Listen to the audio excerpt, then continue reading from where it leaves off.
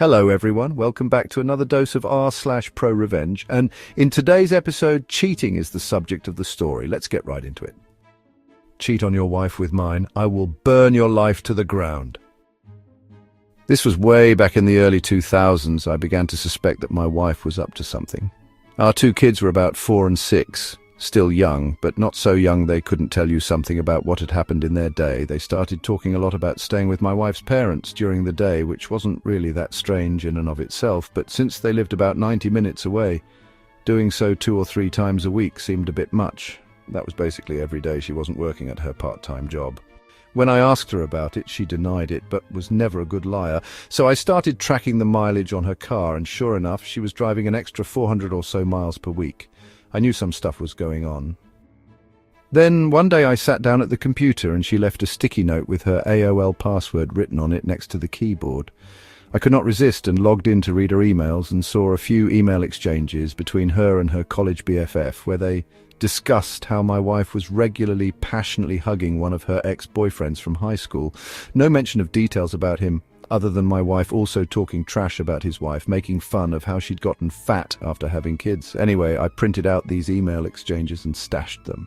I still needed to know the details. So I called a friend who was a cop, and he suggested I call a guy he knew who had left the force to become a PI by the name of Ron. Ron was great. I paid his retainer and gave him the emails and what little I knew about my wife's activities.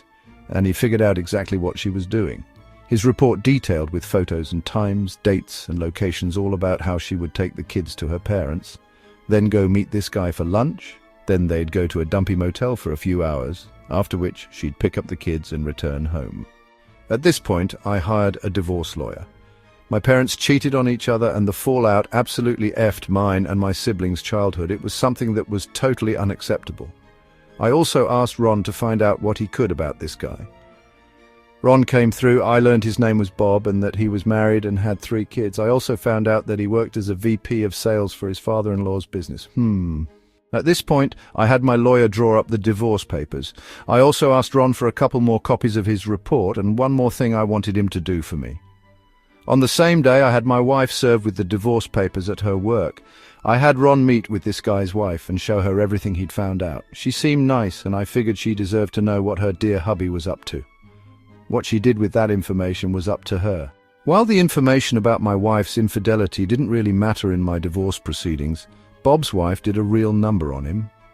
According to the publicly available court documents from the divorce and other related proceedings, she cleaned out their joint account, took the kids and left. As soon as her dad found out what he'd done, Bob was fired, and since her parents actually owned the house where Bob and his wife lived, he also got evicted. Their divorce was ugly.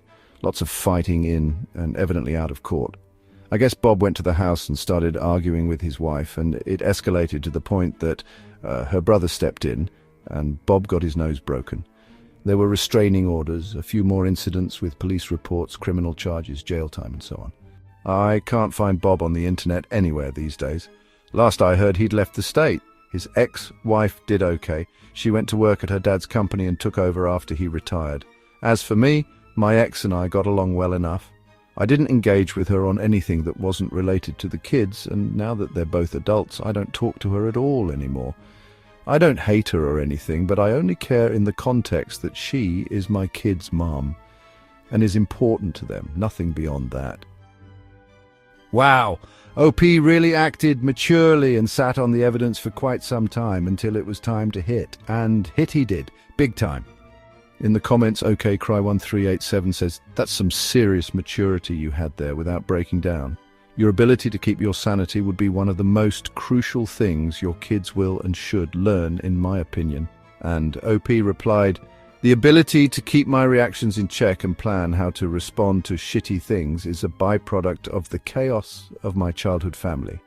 Another commenter with the username Kirjav says, "Well played, even if I don't get how you can have more anger toward the guy than toward your wife." And OP replied, "I was definitely angry with my wife, and don't get me wrong, I made her suffer throughout the divorce. For example, she wanted to try couples therapy, and I agreed. Not because I thought there was a path to reconciliation, but because it felt good to lay out exactly how I felt about what she'd done, how disgusted, disappointed, and angry I was with her. She always left those appointments in tears and would sit bawling in her car for a while before pulling herself together. Eventually, she realized that it was already over for us and cancelled the remaining appointments. I also had to think about what was best for the kids. I wasn't going to bring the chaos I experienced into their lives, where I saw my parents screaming at each other, my dad calling my mum a whore, and worse, and vice versa. It was in their best interest to make things go smoothly. I've never told them the details of what happened between their mum and me, and I probably never will. I don't know what she's told them about it, but I still have Ron's report stashed away in case they need to see the truth. Also, I wasn't really angry with Bob for my own sake. I was angry with him on behalf of his wife. I felt like she deserved to at least know what was going on, and what she chose to do about it was up to her. Bob's consequences are due to his wife's, and probably her dad's, rage at what he'd done. I just lit the fuse. Well, there you go, folks. I hope you enjoyed that story. Let me know your thoughts. Leave your comments down below. Please like and share. And don't forget to subscribe if you haven't done so already. And I'll see you on the next one.